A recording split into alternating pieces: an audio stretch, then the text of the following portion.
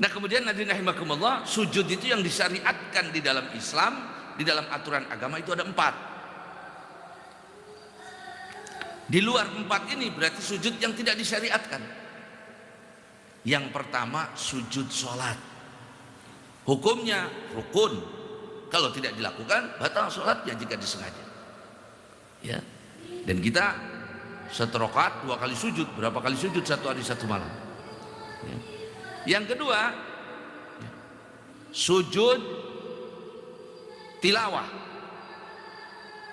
sujud ketika membaca atau mendengar ayat-ayat sajdah.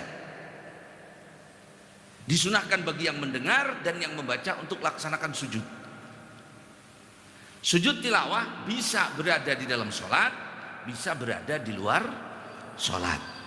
Akan tetapi sebagai makmum tidak boleh sujud kecuali imamnya sujud. Kalau bapak sholat berjamaah misalnya hari Jumat tuh biasanya baca ayat sajdah, alif lam mim tanzil, imamnya sujud, bapak harus sujud. Kalau nggak sujud batal. Imamnya nggak sujud, kita sujud, batal juga. Kalau di dalam sholat lain. Yang ketiga ada sujud namanya sujud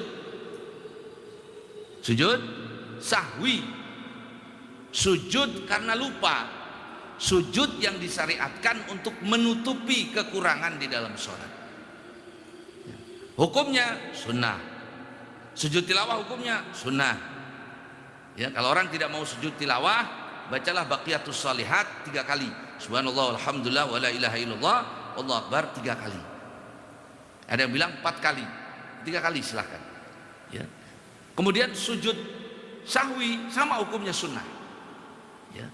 Sujud sahwi itu termasuk sunnah yang makmum dan imam boleh berbeda. Imamnya nggak sujud sahwi, makmum boleh sujud sahwi tapi setelah salamnya imam. Contoh misalnya imamnya nggak kunut, nah, itu kalau meninggalkan kunut kan sujud sahwi. Begitu imam salam, bapak sujud. Tapi saya kan kunut, imam nggak kunut tapi saya kunut, apa tetap sunnah sujud sahwi? Ya. Kenapa? Karena kalau imam yang bolong sholatnya pengaruh ke makmum. Tapi kalau makmum bolong sholatnya nggak pengaruh ke makmum yang lain. Ini yang hadir ngaji ada yang ngantuk 1, nggak pengaruh. Tapi kalau saya yang ngantuk urusan.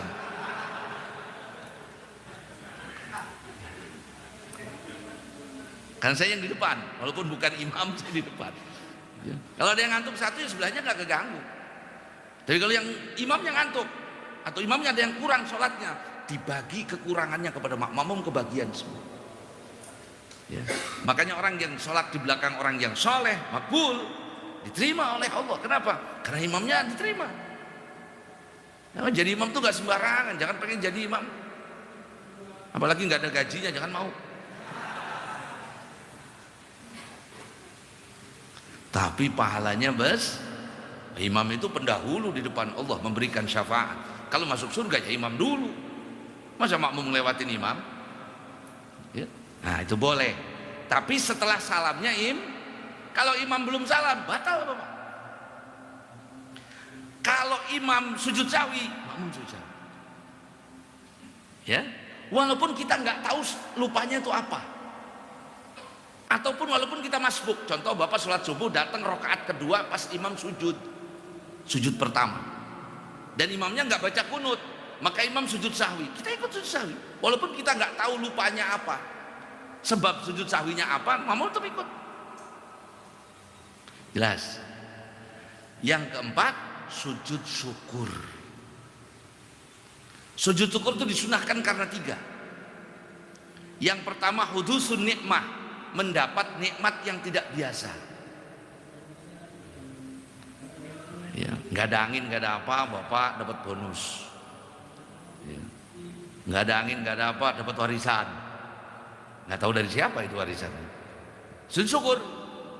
Baik nikmat itu kembali kepada kita atau kepada orang lain yang kaitannya dengan kita.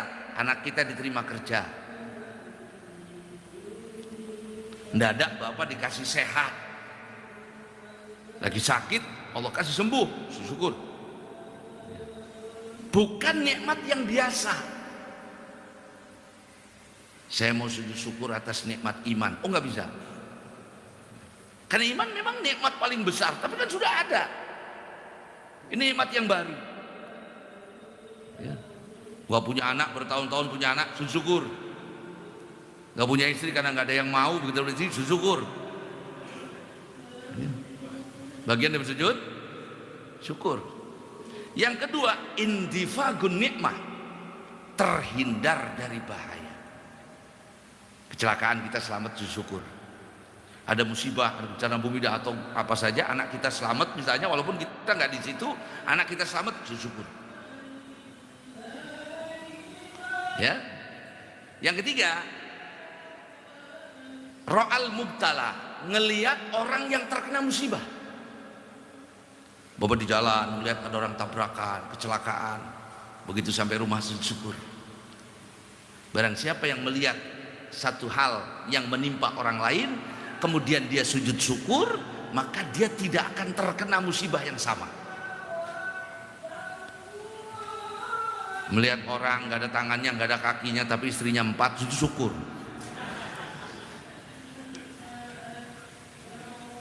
Sujud. Bahwa kita diberikan utuh oleh Allah. Ya. Berapa tuh? 3. Yang ketiga itu. Yang ketiga itu ro'al mubtala, melihat orang yang ada kekurangan di jasadnya atau terkena musibah, atau melihat orang fasik, melihat orang berbuat maksiat, sujud syukur di rumah bahwa kita dihindarkan dari perbuatan itu. Bahkan kata ulama, kalau berani sujud syukurnya depan dia. Ada orang mabuk pakai gelas sejadah, sujud. Sujud apa? Alhamdulillah saya nggak seperti kamu. Ya, nah itu. Selain daripada 4 sujud ini, bukan satu hal yang dimasyru'.